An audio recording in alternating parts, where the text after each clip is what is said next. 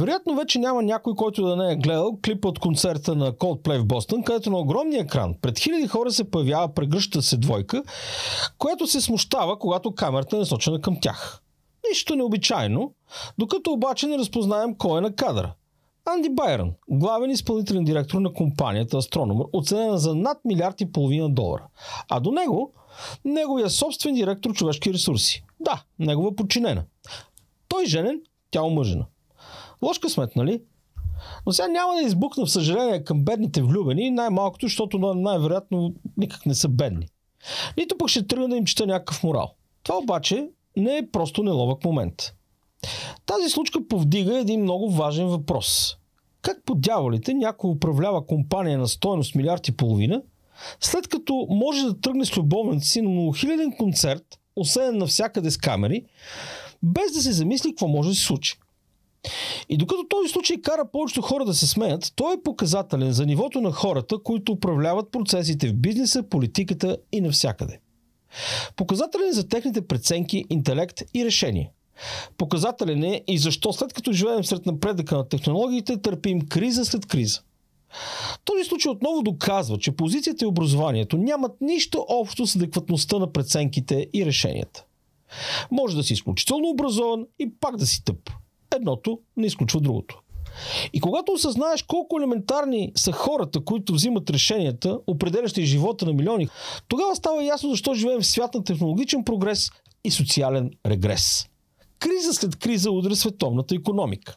Без адекватно обяснение и причини. Без да знаем кой е виновен, кой допуска кризите, кой харчи милиарди без да поема отговорност. И най-важното, защо винаги ние, обикновените хора, сме тези, които плащат цената. Защо когато настъпи финансова криза, нито един банкер, икономист или CEO не връща бонусите си? Защо когато политик, избран с доверието да управлява обществените ресурси, започва да сключва неизгодни договори, но никога не сяда на подсъдимата скамейка? Никой не поема отговорност. Но всички ние, обикновените хора, сме на опашката в магазина при двойните цени, с празните джобове, но и само с усещане за вина, която не е наша. Новата религия на модерната икономика е религията на самообвинението. Ако не можеш да си платиш сметките, значи си мързелив. Ако нямаш спестявания, не си планирал добре нещата. Ако страдаш, сам си го предизвикал. Ако политиците, които те управляват, са корумпирани, сам си ги избрал. Тази идеология, представена уж като отговорност, всъщност е удобно прикритие за провалите на тези, които държат реалната власт. Те се опитват да ни вменят, че всичко зависи от нас, обикновените хора. Само че защо тогава половината държави в Европейския съюз, например, са с публичен дълг над 80% от брутния им вътрешен продукт?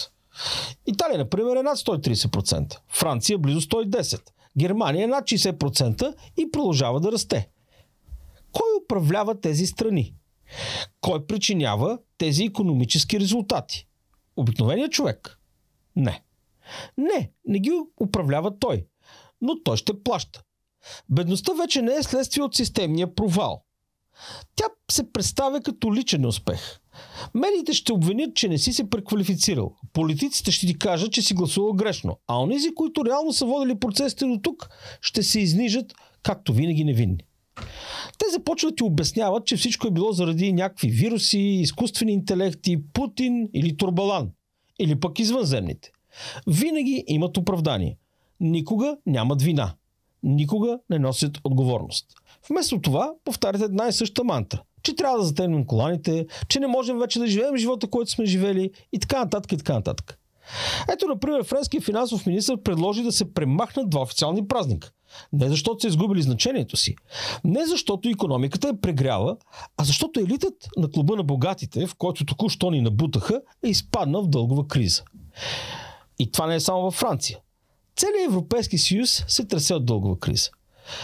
Животът на заем, разбира се, изглежда прекрасен, докато не дойде момента на изтрезняването и когато трябва да се плаща сметката. И когато този момент дойде, вече няма кой да ни обяснява за стабилността и за клуба на богатите. Тогава идват още по-големи заеми и народът плаща. Кредитирането е нормален икономически инструмент, който ако се използва разумно, води до растеж и печалба. Но вече в Европейския съюз и в световната икономика никой не говори за печалби. Те говорят само за управление на дефицити. Защо? Защо при толкова технологии, иновации и образовани хора не можем да имаме стабилна икономика, а трябва постоянно да затъваме в дългове и да управляваме дефицити? Отговорът е много прост. Некадърност, алчност и корупция. Вместо да се реже излишното от бюджета, се взима още от хората. Вместо да се спрат кражбите, се вдигат данъците. Вместо да има отчетност, има лозунги. И така, докато Франция отряза почивните дни, а ние изтеглихме 3,5 милиарда нов дълг. Точно след като Европа ни одобри за еврозоната. Съвпадение или просто част от схемата? Европейския съюз изисква фискална дисциплина, но самата еврозона се клати като кораб, пълен с дългове и компромиси. Когато една държава харчи повече, отколкото произвежда, тя става зависима. Не само икономически, а политически и стратегически. И в този капан вече сме всички. Най-лошото е, че всичко това се представя като напредък. Но когато моделът ти се основава на покриване на стари дългове с нови, това не е нито напредък, нито растеж, а дългова спирала. А ние вече сме вътре. Разбира се, ако управляваш малка фирма и допуснеш грешка, ти си носиш последствията. Плащаш с личното си имущество, излагаш на риск семейството си, губиш почти всичко. Ако си политик или село в корпорация обаче, можеш да изхарчиш милиарди, да се провалиш и пак да останеш на поста си. Корпорациите вече не са просто бизнес. Те са новите държави. Финансират се с публични средства. Когато спечелят, печалбата е тяхна. Когато загубят, ние плащаме. Никой, разбира се, не понесе и не понася отговорност.